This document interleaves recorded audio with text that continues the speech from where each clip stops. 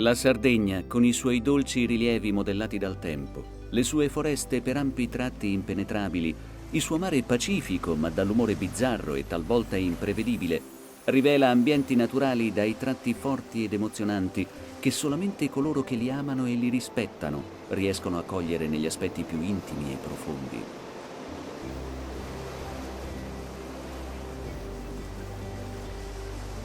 Il sapore aspro che la natura selvaggia trasmette lungo le coste si intona perfettamente con l'uomo che qui vive da millenni sotto il torrido sole delle calde estati, battuto dal freddo maestrale del breve inverno e immerso nella quiete dell'interminabile primavera.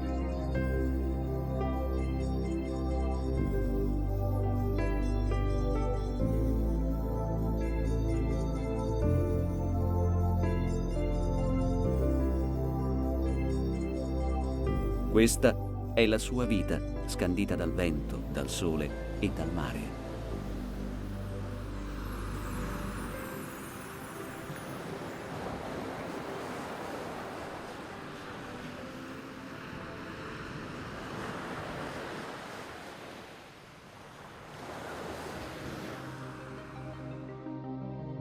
Attraversare le infinite e bianche spiagge, i sentieri impervi e solitari, significa accorgersi che qui la mano dell'uomo è stata più lenta che altrove e che moltissimi luoghi, saggiamente lasciati intatti, risultano immutati nel tempo.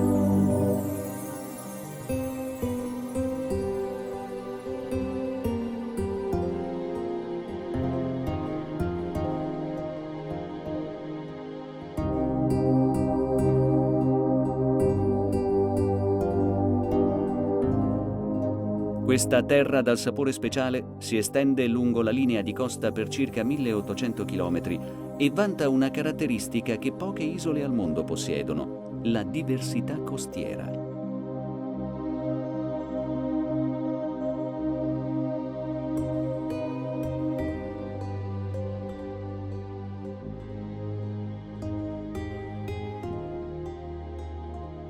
Le isole tropicali e le terre oceaniche circondate dal mare mostrano pressappoco lo stesso volto lungo tutto il profilo costiero. La Sardegna presenta paesaggi molto diversi fra le coste del nord e quelle del sud, fra quelle orientali e quelle esposte ad occidente.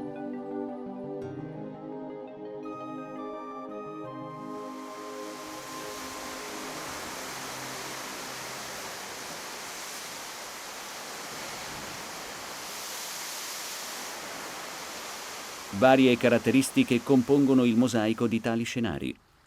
Principalmente si nota la costituzione delle rocce, le differenti tonalità e forme che esse esprimono nella parte che emerge dalle acque. Le rocce determinano anche le infinite sfumature dei fondali marini.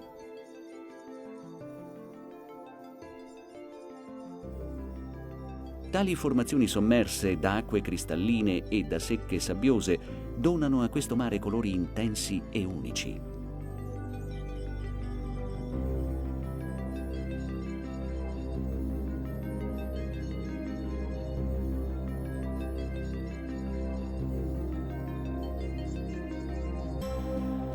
La vegetazione presente nel movimentato perimetro costiero completa il quadro di un paesaggio dal quale può non essere facile distogliere lo sguardo.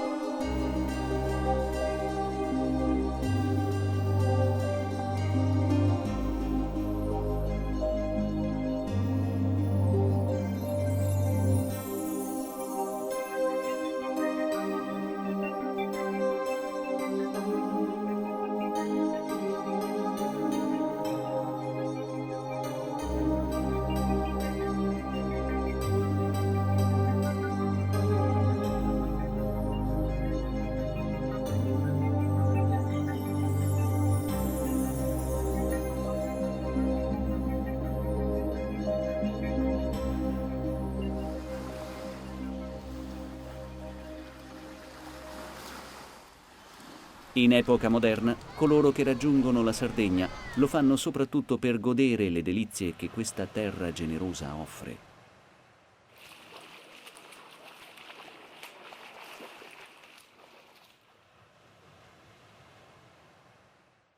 Nell'antichità i primi uomini che qui approdarono avevano esigenze ben diverse. Il loro principale obiettivo era quello di occupare luoghi sicuri, al riparo da eventuali nemici. Cercavano terre ricche di risorse alimentari che permettessero loro di sopravvivere.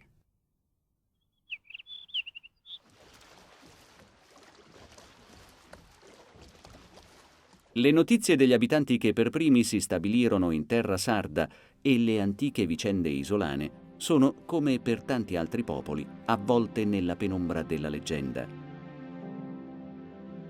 Tracce evidenti dimostrano la presenza di alcune antiche comunità di cacciatori e pastori in varie zone dell'isola.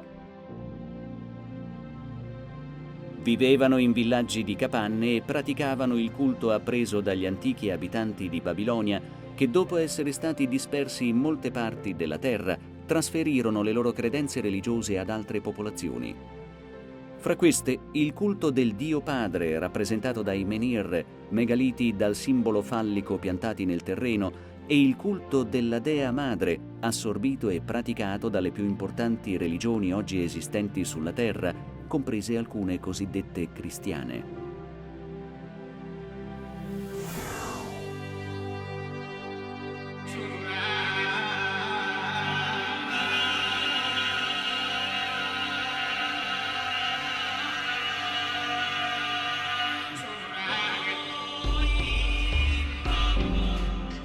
Un importante sviluppo avvenne circa 3500 anni fa, quando furono creati i primi edifici fortificati. La struttura particolarmente solida e ben protetta induce a supporre l'esistenza di una popolazione che viveva nel complesso abitativo con la costante minaccia di un attacco, non solo da parte di coloro che dal mare venivano per predare, ma anche da parte degli stessi conterranei. Nel corso del tempo queste straordinarie abitazioni fortezza hanno assunto forme più complesse. Purtroppo non esiste alcun documento scritto risalente a quel periodo. Quello che sappiamo è frutto di lontane leggende e di notizie tramandate per generazioni fino alla comparsa di testimonianze dirette. Gli scritti, redatti prevalentemente in età romana, sono piuttosto lontani dalle origini dei nuragici e, sebbene raccontino di coloro che vivevano nell'isola da tempi remoti, offrono informazioni poco utili agli studiosi al fine di capire chiaramente la vita nella civiltà nuragica. Sono oltre 7.000 i nuraghi esistenti in Sardegna e, sebbene siano uniti da uno stesso concetto costruttivo, variano per forma, dimensione e stato di conservazione.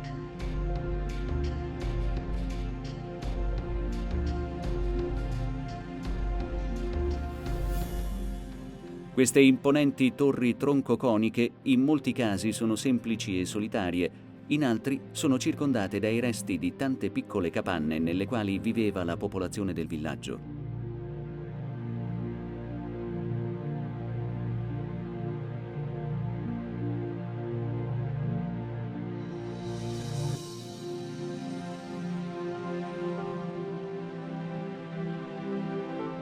Diversi nuraghi, primariamente abitati, poi solitari e silenziosi, hanno, dopo molti secoli, udito nuovamente il vociare degli uomini. Sono divenuti il fulcro di nuovi centri abitati.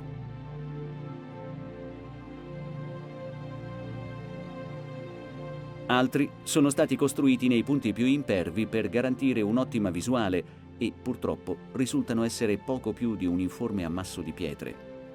Diverse centinaia sono straordinariamente ben conservati e svettano imponenti nelle vallate e nelle alture dell'isola.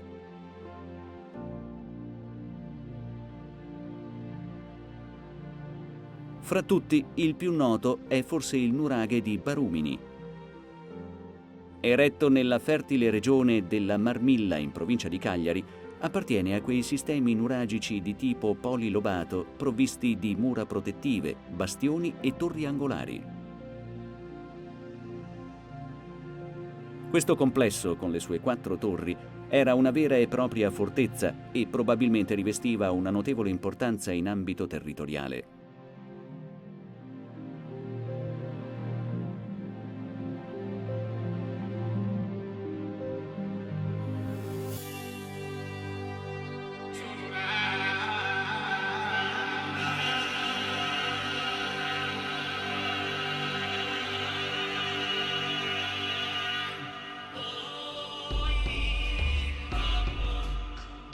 Il nuraghe Arrubio, il nuraghe rosso, deve il suo nome ai grandi massi di basalto utilizzati per la costruzione. Questa colorazione accesa è accentuata da innumerevoli licheni che, distribuiti quasi omogeneamente, ricoprono le pietre dell'intera struttura.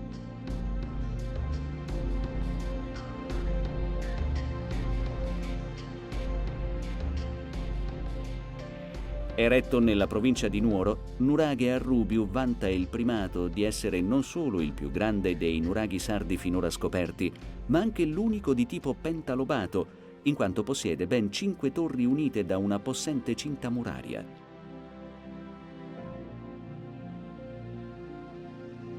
Osservare le grandi opere dell'uomo rende difficile pensare che un essere troglodita con la clava in mano possa aver avuto nel corso del tempo capacità così elevate. I ritrovamenti storici rendono molto più logico considerare la presenza dell'uomo sulla Terra già dotato, fin dalle sue origini, di conoscenza e capacità straordinarie.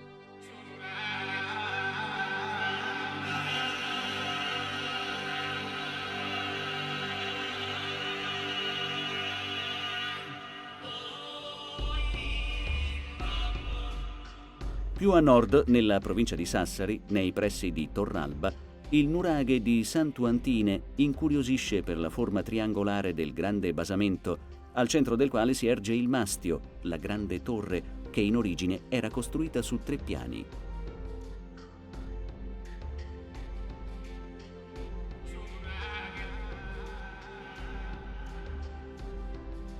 I corridoi di collegamento fra le torri, grandiosi e affascinanti, insieme ai tanti dettagli di questa costruzione, lasciano immaginare le capacità intellettive e architettoniche del popolo nuragico.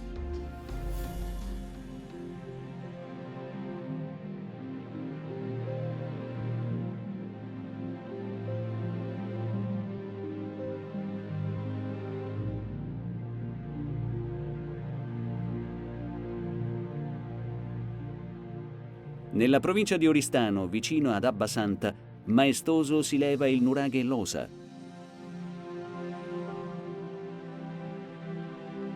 Intorno alla torre principale di forma troncoconica si osservano altre 3 torri che, unite alla struttura principale, determinano la forma triangolare del nuraghe.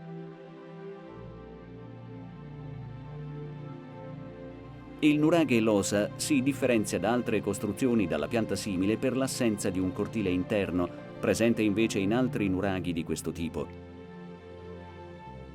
La vita non ha mai abbandonato queste semplici pietre appoggiate l'una all'altra. I volatili del cielo e i semi vegetali da loro e dal vento trasportati, una stagione dopo l'altra, hanno animato per millenni le torri nuragiche. Negli ultimi decenni, fra le solide mura, echeggiano nuovamente le voci degli uomini.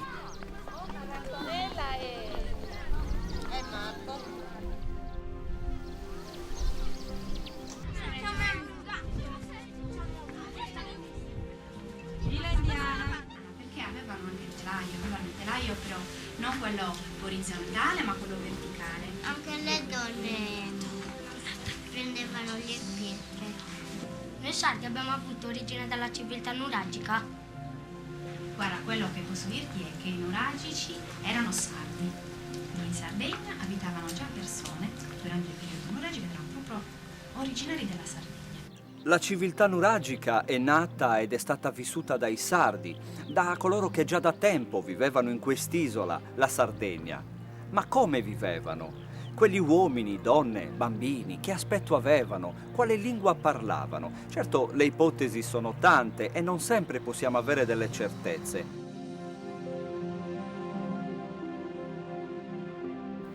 Nei pressi della reggia nuragica di Barumini, nel parco della Sardegna in miniatura, è stato ricreato a grandezza naturale l'ambiente del villaggio nuragico. Certo si tratta di una ricostruzione, ma è del tutto verosimile e rende l'idea di come poteva essere la vita all'interno di questi grandi massi di pietra, la vita all'interno dei nuraghi.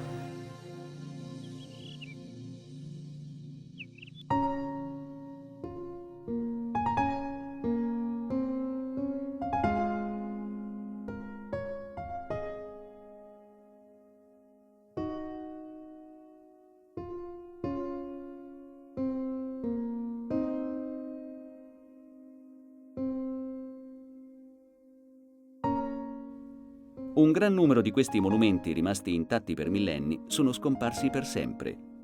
Avevano resistito impavidi alle intemperie, ma hanno dovuto cedere al volere dello stesso essere che li aveva creati, l'uomo. Il 6 ottobre del 1820 il re di Sardegna Carlo Emanuele decretava: qualunque proprietario potrà liberamente chiudere di siepe o di muro o vallar di fossa qualunque suo terreno non soggetto a servitù di pascolo, di passaggio, di fontana o d'abbeveratoio.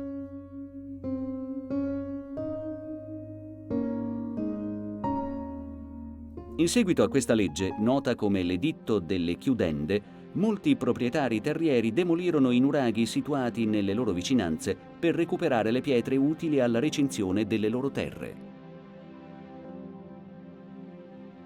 Altri monumenti scomparvero perché le pietre con le quali erano costruiti furono prelevate per distendere il massiccio basamento di quella che ancora oggi è la più importante arteria stradale della Sardegna, la Carlo Felice.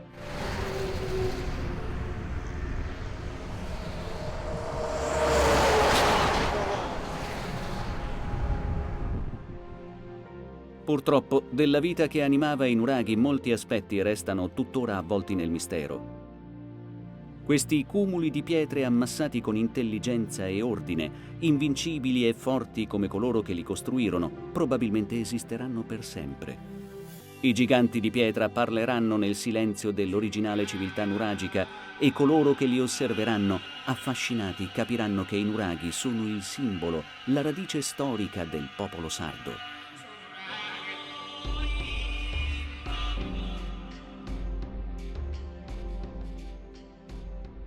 In epoca moderna gli uomini hanno compreso l'importanza di custodire tutto ciò che li unisce al passato e fanno grandi sforzi per tutelare e trasmettere il valore della memoria storica.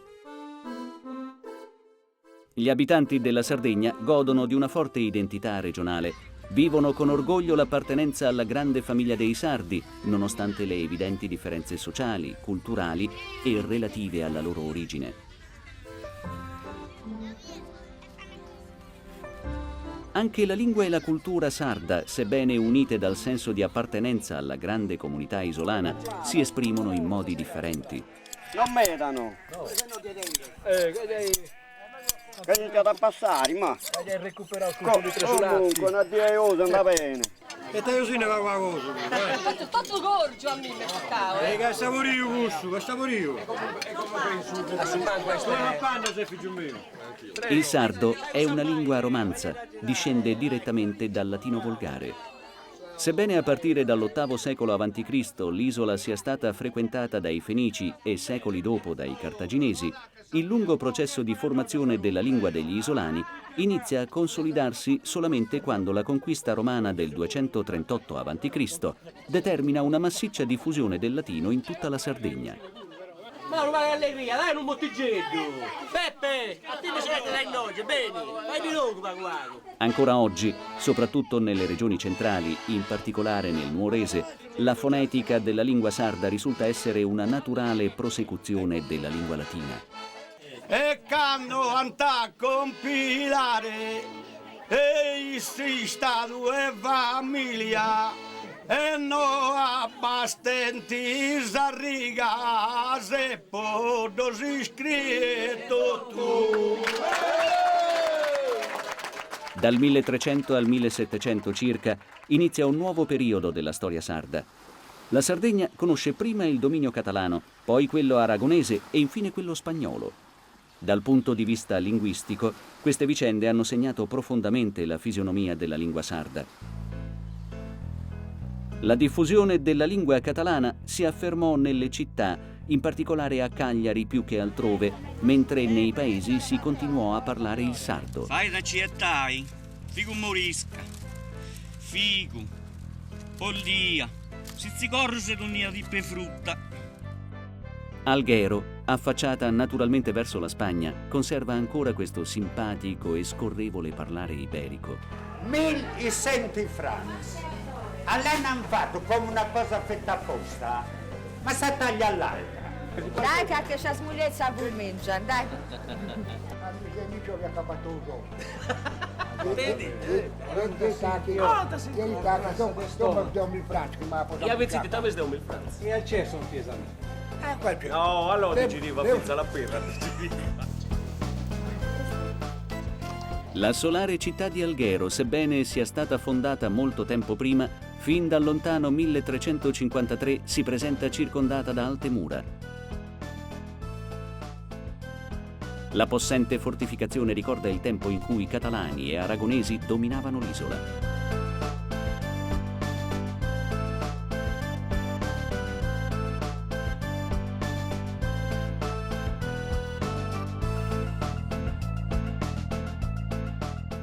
Sono trascorsi molti secoli, ma ancora oggi in questa città simboleggiata dal corallo rosso sono vive più che mai la lingua e le tradizioni catalane. Poi l'algheo è una cosa che ti fa praieva anche, non solo d'estivo, ma anche all'inverno. I vincoli tra l'Alghero e i paesi di lingua catalana sono molto stretti, forti e vivi. All'interno delle iniziative che abbiamo realizzato c'è questa biblioteca di opere in lingua catalana di autori catalani e quindi tutti questi libri che sono anche sono tutti i libri di autori catalani. Le memorie di un popolo che il tempo non ha in sostanza modificato sono custodite nell'antica e preziosa biblioteca cittadina. Intatti si colgono i sentimenti del poeta algherese Antonio Cao quando racconta lo pais meu, il mio paese, la mia terra, e la definisce una terra ispirata da Dio. Al maitì, quando all'alba spunta il sole, mil color se dona all'alghemia. Un amor ses tuo, terra mia, chi t'avevo e t'avesce il corridore. Tu ses la mara mia, o bella alghè. Ta tenca des del corri, cada dia io prec per tu, o terra mia.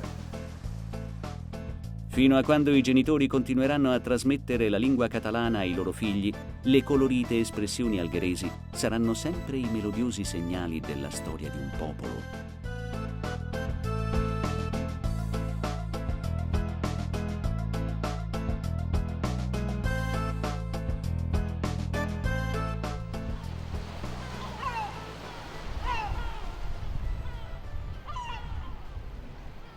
Lungo lo stesso versante occidentale dell'isola, nella parte più a sud, esiste un'altra grande enclave linguistica in terra sarda.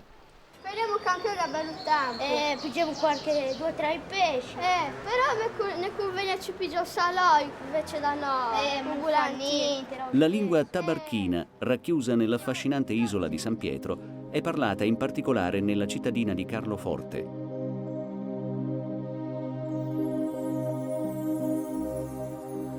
Mentre raggiungo la piccola isola, penso alle vicende storiche che hanno condotto in quest'angolo di Sardegna una piccola comunità di pescatori proveniente da Pegli, una cittadina marittima del ponente ligure. Tutto ebbe inizio quando nel 1540 quasi 500 pegliesi si trasferirono nell'isola di Tabarka, in Tunisia.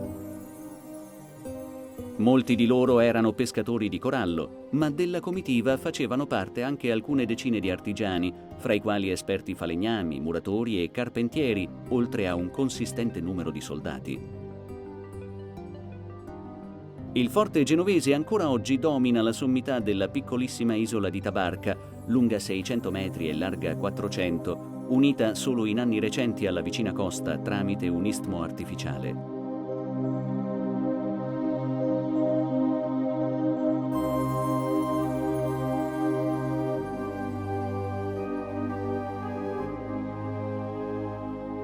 Quando i coloni pegliesi si stabilirono in questa minuscola isola tunisina, trovarono l'ambiente naturale e il clima molto simili al loro luogo di provenienza. Si tratta infatti della sponda opposta del Mediterraneo, ma la vita e la cultura locale, quella berbera, era molto lontana dalle loro abitudini.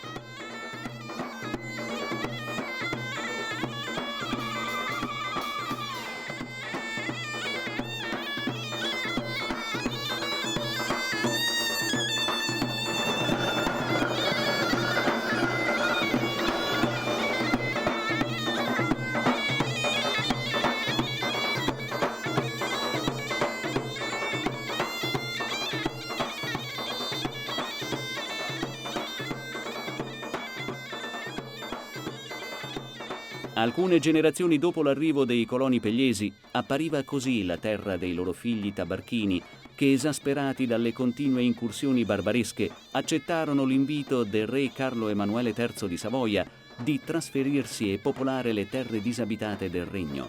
Fu così che nel 1738 i tabarchini si stabilirono nell'isola di San Pietro, dove continuarono a parlare la loro lingua, il tabarchino, un lessico prevalentemente ligure con l'inclusione di alcuni sostantivi acquisiti dalla lingua araba e dalla lingua sarda.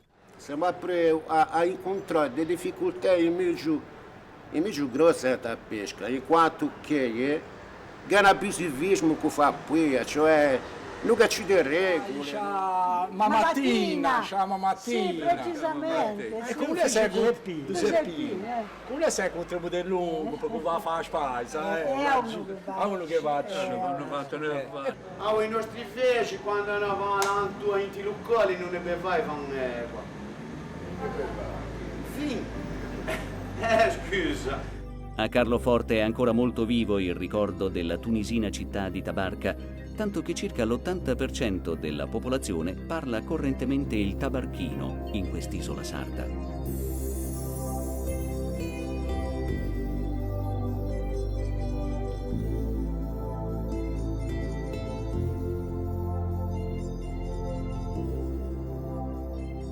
Per apprezzare pienamente la Sardegna è necessario conoscere la sua antica e significativa storia. La straordinaria posizione geografica, in realtà poco sfruttata dai sardi, è stata da sempre una potente attrattiva per tutti quei popoli che ambivano estendere il proprio dominio politico e commerciale nel Mediterraneo. La storia della Sardegna è strettamente legata ai dominatori che nei secoli l'hanno soggiogata, ma anche arricchita di cultura e tradizioni.